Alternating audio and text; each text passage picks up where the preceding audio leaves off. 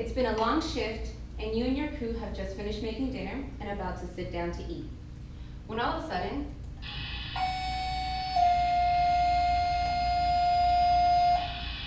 the tones go off. You're waiting to hear what's coming in.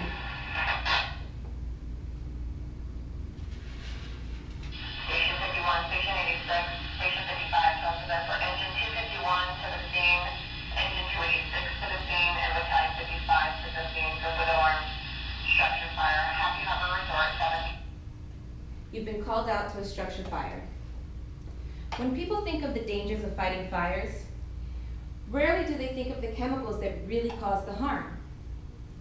Being married to a firefighter has opened my eyes to all these risks and has caused me to want to research more of these dangers. There are 3 chemical hazards that firefighters come in contact with: excess oxygen, the presence of carbon monoxide gas, and the toxins spilled within chemical spills. I want to share this knowledge with you today so that the public can gain some knowledge and respect for these brave men and women. Now, when you think of a burning building, you don't really think of oxygen being life-threatening. However, there are 4 elements that must be present in order for a fire to ignite. You have the fuel, which is like a table or a chair in your house, anything that's going to catch fire. Heat, the temperature of this fuel given by the fire. Your oxidizing agent, normally it's oxygen. And then the chemical reaction for everything to take place. Now, when you add fire to an object, the oxygen in the air is causing the chemical reaction to support this flame. Think about lighting a candle, for example.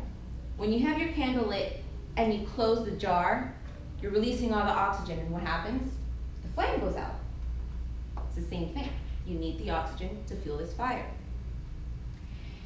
Now, oxygen does not only feed the fire, but sometimes it's that one missing element that's going to ignite a backdraft. Oxford Dictionary states that a backdraft is a phenomenon in which a fire that has consumed all available oxygen suddenly explodes when more oxygen is made available. This explosion happens to firefighters entering a building or a room because they allow more oxygen to enter into the room. I'm going to show you a video of a backdraft.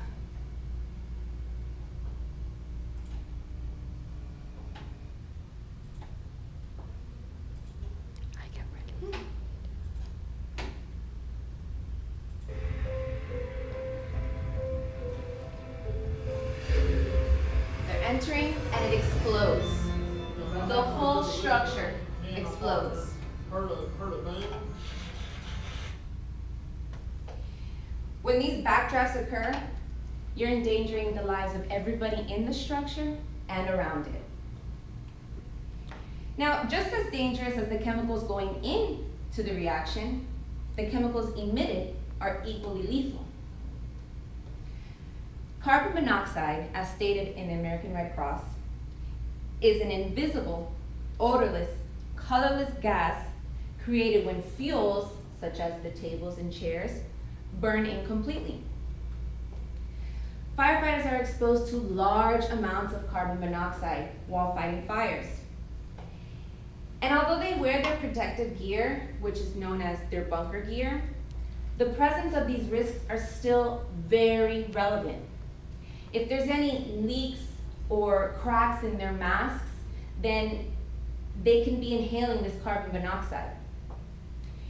Aside from errors in the gear, this carbon monoxide that's emitted during the fire, it's staying in their gear. So long after this fire has burned, they still come in contact with the risk of touching it and it being absorbed through their skin or inhaling it over a long period of time. Now, when carbon monoxide enters your body, it binds with your hemoglobin. Your hemoglobin is your red blood cells. When it binds with your hemoglobin, it's reducing the amount of oxygen that's able to flow through your blood. when this happens, it's like the same effects that your body's going through when you're getting suffocated, except you're not feeling the actual cause of being suffocated, but your body is not receiving the oxygen it needs. And this is known as carbon monoxide poisoning. The Center for Disease Control and Prevention states that the signs and symptoms of carbon monoxide poisoning are described like flu-like, so headache, nausea, vomiting, for example. A person can be exposed to carbon monoxide poisoning a little bit over a long period of time, or a lot in a short period of time. But a firefighter's job is not complete when the patients are secure and the fire is out.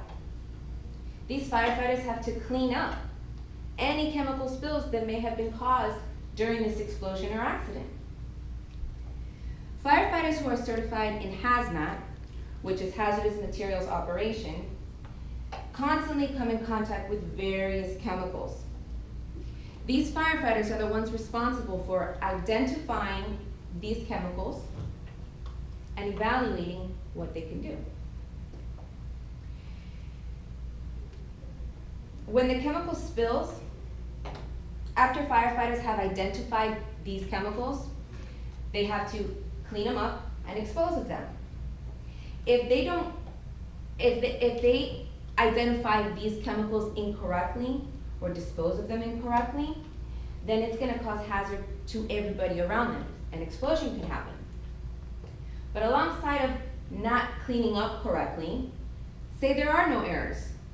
Well, the same instance where carbon dioxide could be in your body and in your gear and you absorb it by touch or by inhaling, these chemicals are the same thing. They get absorbed into their gear and they run the risks of coming in contact with them again. Some of these commonly known chemicals, there's a long list, but the commonly known chemicals that these firefighters are dealing with is gasoline, propane, chlorine, diesel, on an everyday basis. The firefighters in your community are serving to protect you. While they're fulfilling their jobs, they're coming in contact with these chemical hazards. Excess oxygen, the presence of carbon monoxide gas, and the toxins released in chemical spills. These brave men and women deserve your respect. The next time you sit down to eat dinner, give your blessings that you know there are no sirens they're going to call you to go face danger in the eye.